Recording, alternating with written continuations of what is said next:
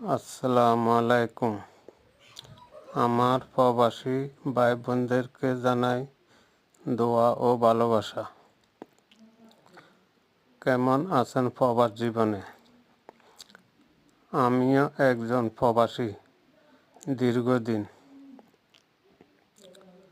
আর আমরা যদি প্রবাস থেকে দেশে যাই, দেশে কেউ লগে যদি মিলি সালাম দোয়া করি, এরা আগে বলে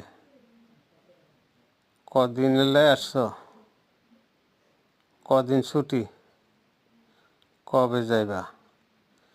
এরা আমরা মনে করে আমরা বিদেশি। আর আমরা প্রবাসে বেশার কম যা টাকা রুজি করি সব টাকায় তো আমরা দেশে ফাড়ে দিই, কিন্তু দেশে এরা মা বাপেও একটা টাকা বলে আমার ছেলে মেয়ে বিদেশ থেকে টাকা পাঠাইছে, এরালাই কিছু জমা রাখি, যদিও একদিন চলে আসে এরা খাবো কি করে খাবে, এটা এরা ভাবে না, কোনোদিনও চিন্তা করে না আমাদের জন্য। আর আমরা যদি বিদেশ থেকে দেশে যাই, আমরা নিজের পকেটের খরচার টাকা নিজে লয়ে যাইতে হয়।